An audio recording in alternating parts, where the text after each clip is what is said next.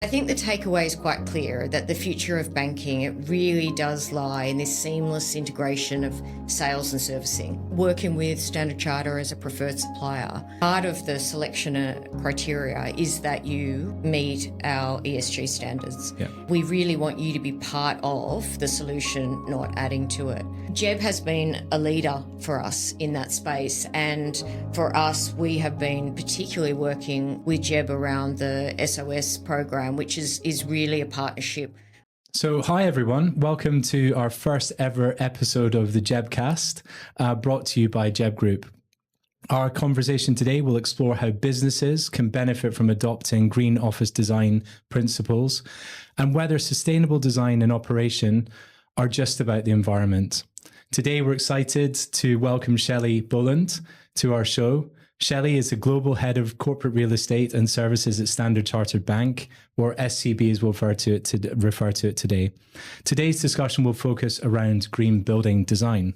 Welcome to the show, Shelley. Thank you. Thanks for having me. We're super excited to have you here with us today. We've got a massive amount to cover across the next hour. But before we dive in, would it be okay to ask if you just introduce yourself to the listeners, tell us a bit about yourself and the corporate real estate services team at Standard Chartered. Great. Well, thanks so much for the opportunity.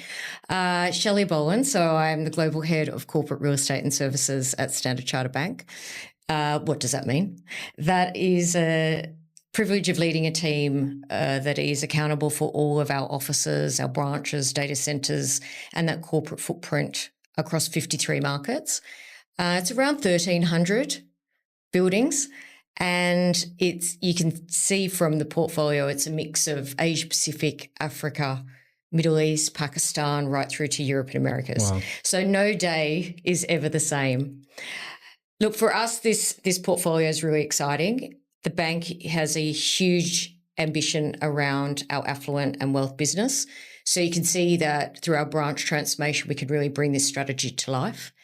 And then the second area that we're really passionate about is for those 90,000 plus colleagues around the world, creating those moments that matter of an experience whenever you come into our office. So we're part of a broader strategy and talent area, and that area is really there to drive and bring to life the purpose, the brand, the identity, and the opportunity across the organisation to unlock that strategy. So hugely exciting to be part of the function. Amazing, amazing. So corporate real estate, as I understand it, the services team there is integrating both the workforce and sustainability goals and delivering the overall vision of the bank. So let's dive into Standard Chartered's sustainability targets a bit more and how they fit into the overall corporate vision. Would you mind giving us a bit of an introduction to SCB's sustainability goals and targets? And more specifically, if it's okay, what is your journey to net zero? How do you plan to achieve it? Do you have any sort of outstanding examples of energy efficiencies? And on the ground, how are you delivering it? Yeah, look, we made a really bold commitment as a corporate real estate function last year that we wanted our global portfolio, if in terms of scope 1 and scope 2 emissions, to be net zero by the end of 2025. So we're really proud that we're on that journey, and I think that's, the things that I can talk to about today. We have been really strategic around that, and we have been, at least targeting a 90% reduction on those emissions since 2018. And then that last mile where we are frankly operating in markets where access to green energy just isn't available as yet. And so those elements, we're closing the gap through really looking at where we can invest in EACs and the like until we find that infrastructure catches up. We also joined RE100. Some of your listeners may be aware of this organisation. It's a global corporate renewable energy initiative, and it brings together all of a diverse group of businesses that are committed to creating this environment of 100% renewable electricity. So for us, being part of that cohort is really important, and we're learning from each other, to try and create a movement for the greater good. And the last piece is it's not just about energy. We're also looking at waste. So for us, we aim to achieve across our whole portfolio that at least 90% we avoid adding anything further to landfill, and we want this goal met by 2030. So we're really pushing the envelope around energy as well as waste. Then it comes to, well, how do you bring it to life? You know, it's very easy for me. The hard part. Yeah. It's very easy for me to say net zero by 2025, but what does this mean for the team? So if I look at scope 1, that's all of our direct emissions that we're responsible for. So we're making sure that for sources that we own and control, such as emissions, diesel generators, car fleets, etc., that is in a net zero position. So the second area is really around scope 2 that we're accountable for as a real estate function, and that is our indirect emissions. So this is created off-site. The ones that you'd probably think of most logically here is generation of electricity or energy, maybe from local networks, data centres, etc. Yeah. And then the last area, it's a bit of a tricky one, scope 3 to actually be quite tangible because it's indirect. Yeah. And we're not always responsible for these upstream and downstream. So this is where, for example, we look at the way that our employees are commuting to the office. We looked at waste, which I mentioned before. We look at how our co-location centres for the data and critical infrastructures are using energy, and also what we're doing in our leased portfolio.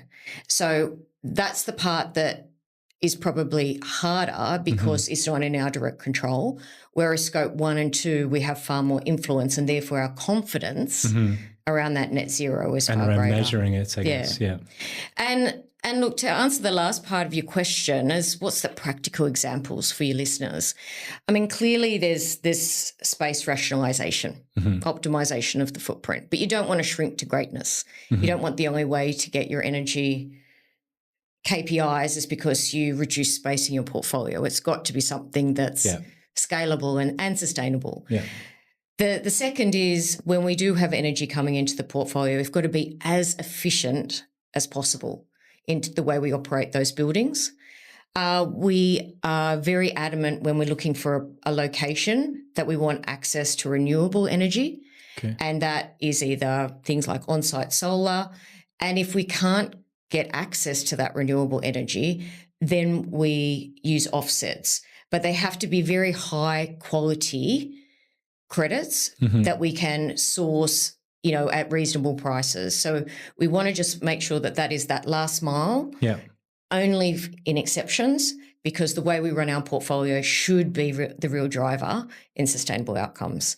So not easy, but I must admit, between our partners and our team, we've come up with some really unique examples that we can talk about today. And scope 3, an area that you mentioned there, that definitely is an area that you hear about becoming more and more important to track, and supply chain plays a massive role in that. Absolutely. How can you guys impact that when they're third parties almost? Yeah, look, I think if you're working with Standard Chartered as a preferred supplier, part of the selection criteria is that you meet our ESG standards, and that we really want you to be part of the solution, not adding to it. So if I think of the supply partners we use in areas around maintenance, energy, facilities management, there is fundamentally, required criteria that you meet in terms of our sustainability goals. And we have a shared objective around energy reduction, around waste reduction, and ultimately water. That's awesome. So I must admit, our supply chain team are quite advanced in this space. Yeah. And they are really making sure that we are doing something special with our partners so that we can bring those real improvements to our portfolio, and that you are doing business with a sustainable supply chain. The vast majority of what our team is made up of is suppliers. 80% of my team for corporate real estate and services is suppliers, whether it's the local facilities management through to the guest relation. I have to have those same sustainability goals in their DNA as much as mine. And can I just ask, is their data quality, it must be important so that you can then transfer that into your reporting structures and auditing and... Yeah, look, I mean, the requirements, the compliance requirements are only going to increase. Mm-hmm. And in a way, it's actually, at times it can seem like a burden, but in a way it's making sure that we can have confidence in these statements and that we can see the progress that we're making. Yeah, yeah. So again, working with our supply chain team, that we need to ensure that those scope 3 coming from third party, the quality is there. We can independently audit that. We've got confidence that together we're delivering an outcome. And if you read Standard Charter's annual report, you will see we are very public around our statements around net zero and what we're doing in that space. So we're pretty bold and courageous to put those out there, and therefore those supply chains are even more important. Phenomenal. Unbelievable that you're making such phenomenal strides towards achieving net zero by your 2025 goal, and at the same time managing to drive sustainability across lots of different operational areas. The approach to energy efficiency, renewable energy adoption, carbon credits is clearly effective. The results speak for themselves, I think. So with the sustainability framework in place, it'd be good to explore the impact of these practices on both the office design and employee well-being. I'm interested to understand how Standard Chartered assesses the environmental and employee well-being impacts of its office designs. And if you could give me some examples of office branch designs that have boosted client engagement or improved efficiencies.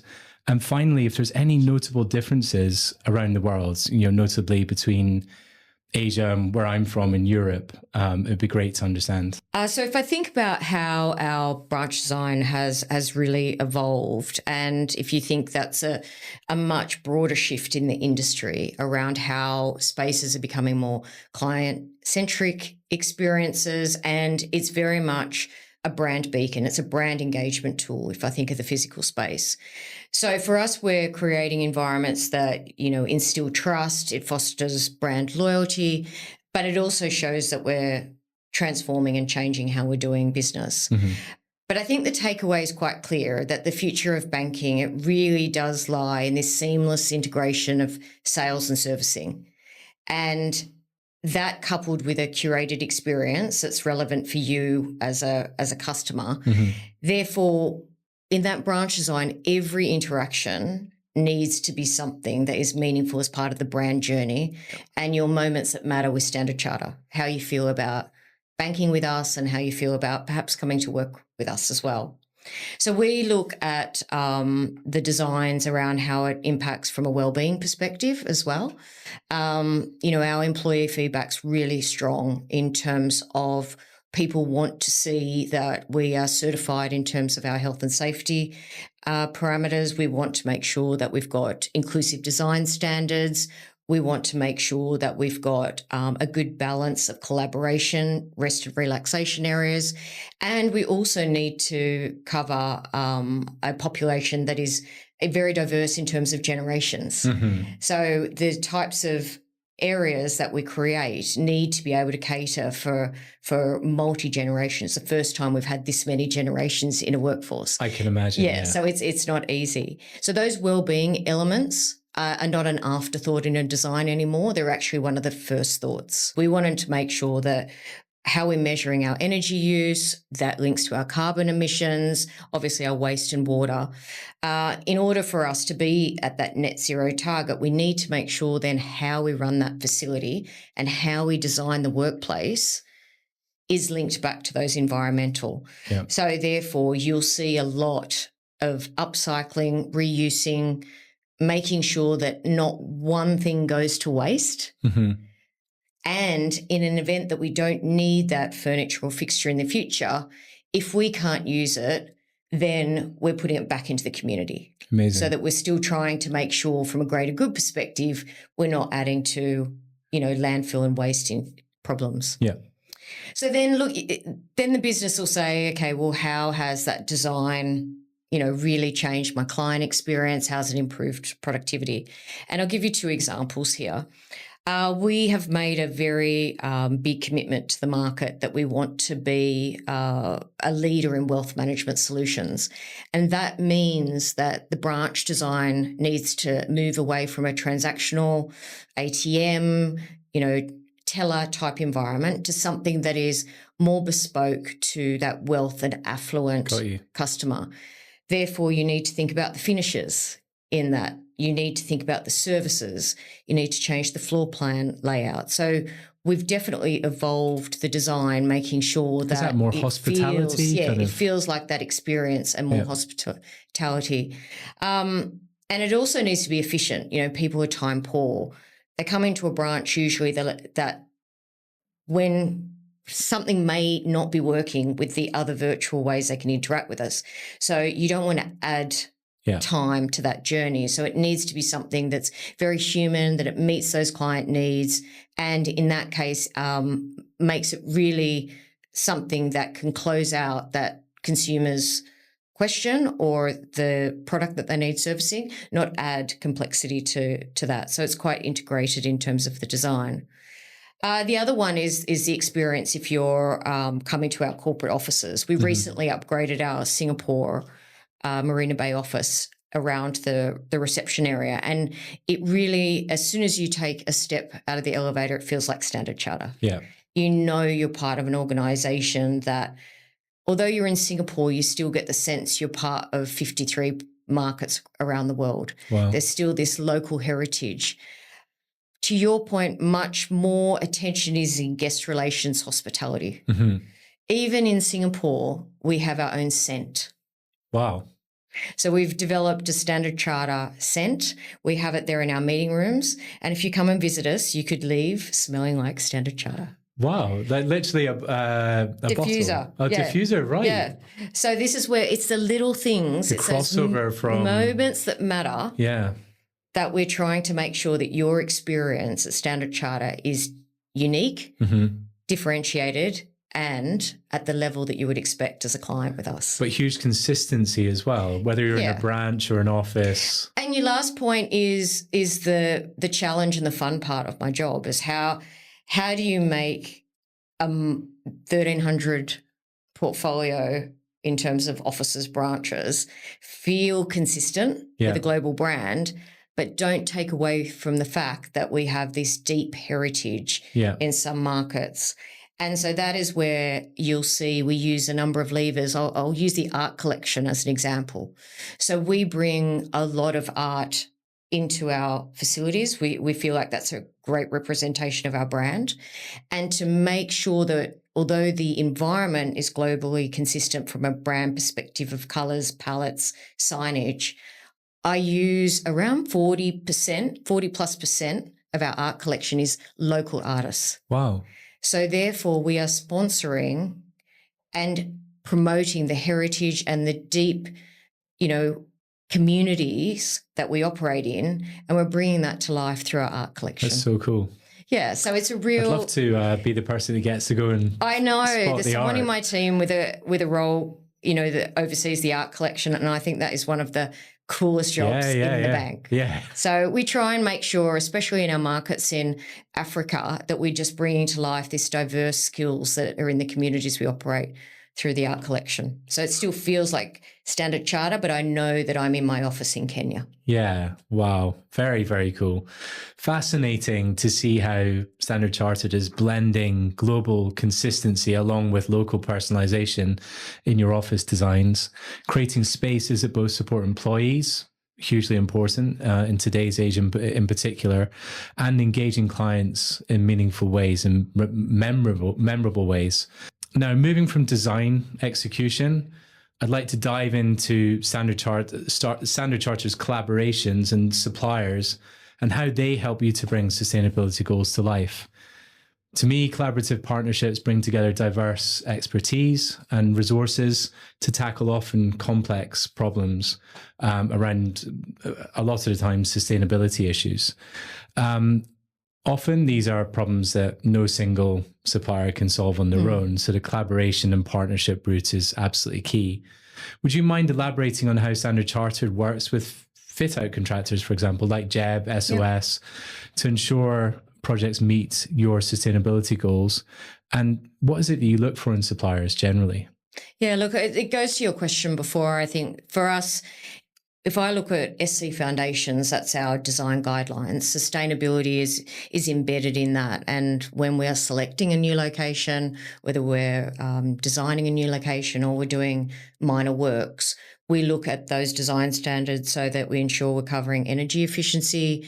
We're looking at the materials and making sure we're thinking through a recycling program. We look at the scale of the desks, the chairs we're using, cabling, carpet, all those things that you would naturally think about through a pretty big office upgrade. And what we look at there is we want to make sure we work really hard with our supply chain, an amazing supply chain, that the waste material is where possible being reused, recycled, repurposed, or upcycled in that chain. That very much brings us, to that circular economy. Mm-hmm. And it goes to my point earlier that if it's not something that Standard Charter can utilise, then we look to invest it back in the communities that we operate. Yeah. And we often do that through partnering with education. A good example here is the work that we've been doing with local schools. So if we get to a point where a lot of the furniture is not something that we could use in the future, we've donated a lot of that to the local schools who may find it more challenging to be able to invest in those types of things.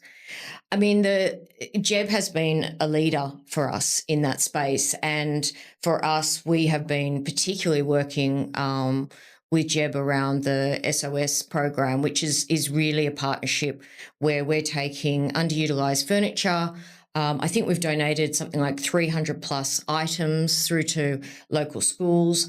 And again, that program that JEB is running is trying to bring the private sector and the public sector closer. Yep. And so therefore we can empower those local communities through this upcycling that we can do. The other thing is to ask it's not a one-way street.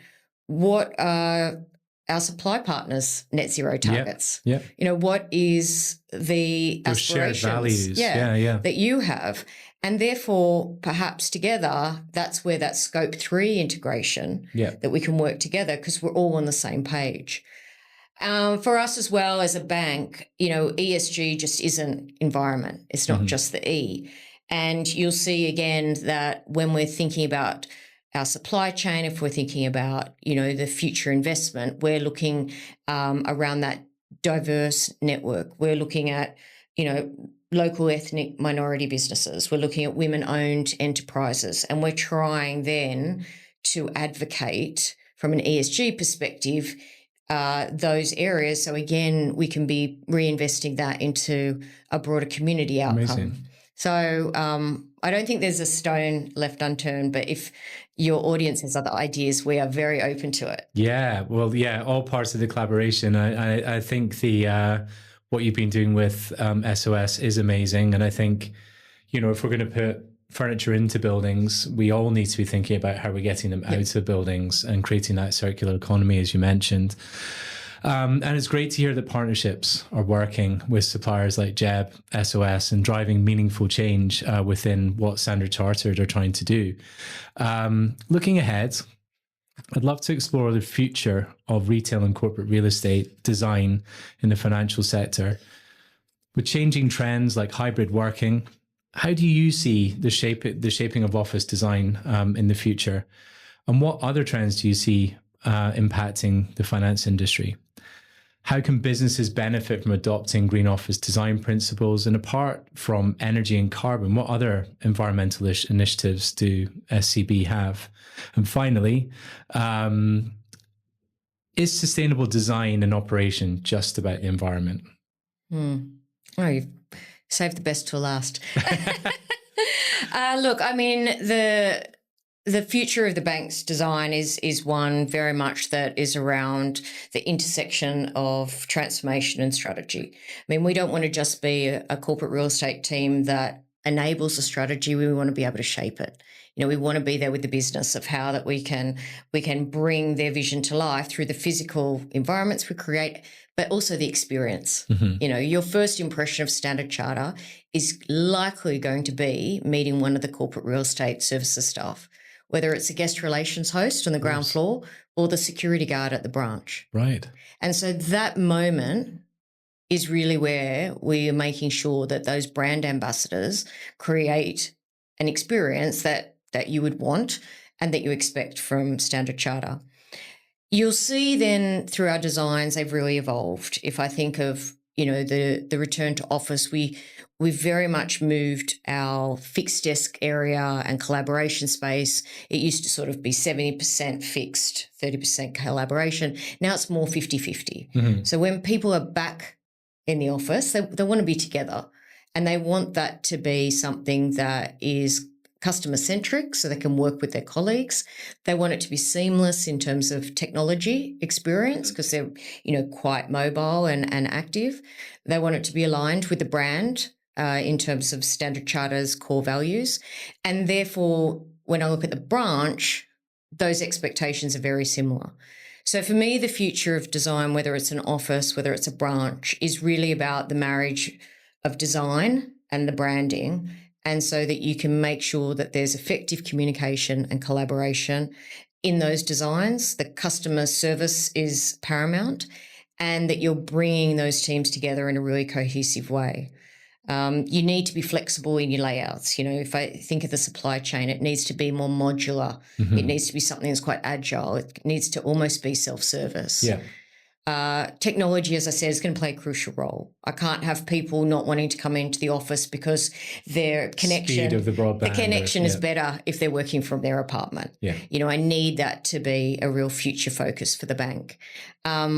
We also need to make sure that we're making our customer experiences, as I said, quite integrated, so that we're not adding steps to the sales and servicing model. We're actually making that more seamless. With all that, though, sustainability plays a big role. And I think then your question about, well, what does green office design principles really mean? There's a few areas. Look, there's going to be a financial, I work for a bank, right? There's going to be a financial outcome. If I can reduce my energy, if I can reduce my waste, if I can reduce my water, if I can operate the building more efficiently, there's going to be a financial outcome. Yeah. CFO is going to be very supportive of that. Yeah. Secondly, is my regulatory and my compliance requirements are increasing. There is going to be a reliance on us to be able to meet those standards, to be able to actually improve them, and that we can be confident that we have made a real difference.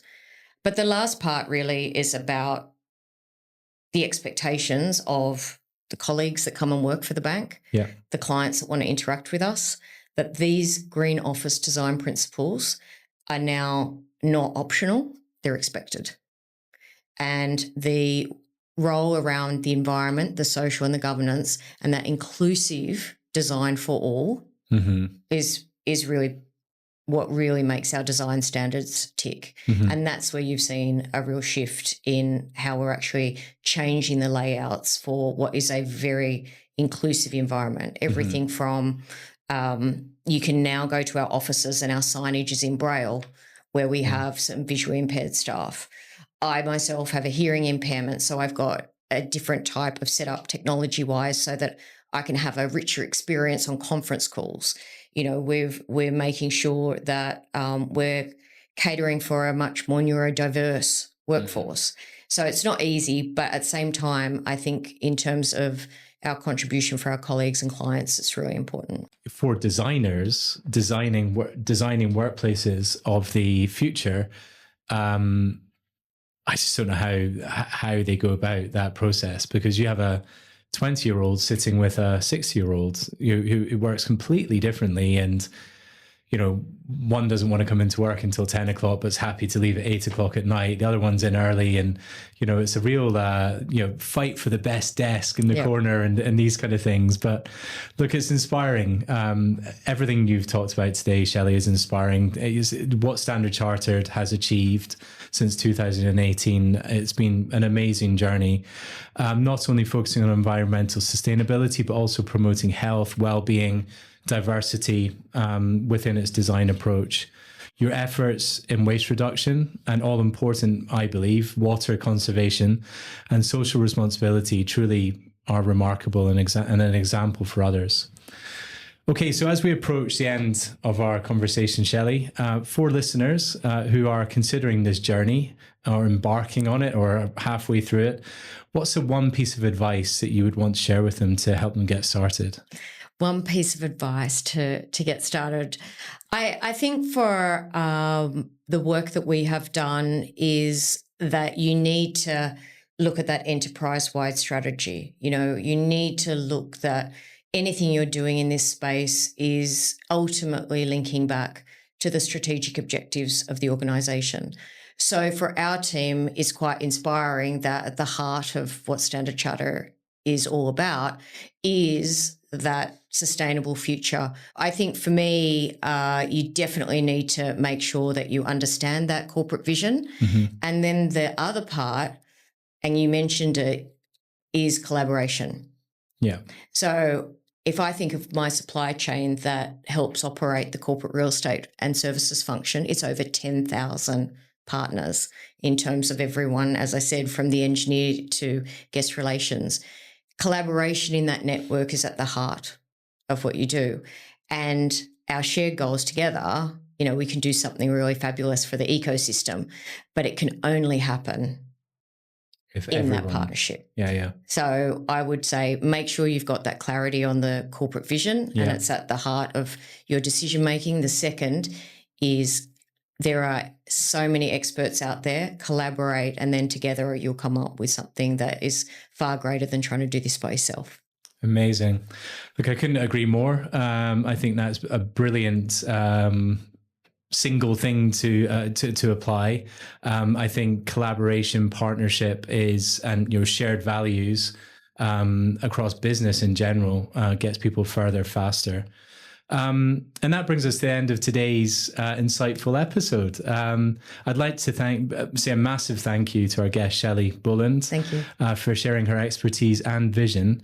During today's discussion, we explored the future of sustainable design and how Standard Chartered is integrating environmental impact, well-being, and diversity into their office spaces around the globe. We also touched on the evolution of banking design, collaborative partnerships with suppliers, and the importance of flexibility and innovation in the workplace. To our listeners, if today's conversation inspired you to rethink how you communicate sustainability, or if you're looking to dive deeper into the world of sustainable design, make sure you share this episode with your network. In the next episode, we'll be exploring the role of sustainability certifications. Are these certifications merely a badge of honor, or do they hold the power to create transparency, confidence, and financial opportunity? So thank you for tuning into JEBCast. Don't forget to subscribe, leave a review, and follow us on LinkedIn and Instagram. And until next time, let's keep doing well by doing good.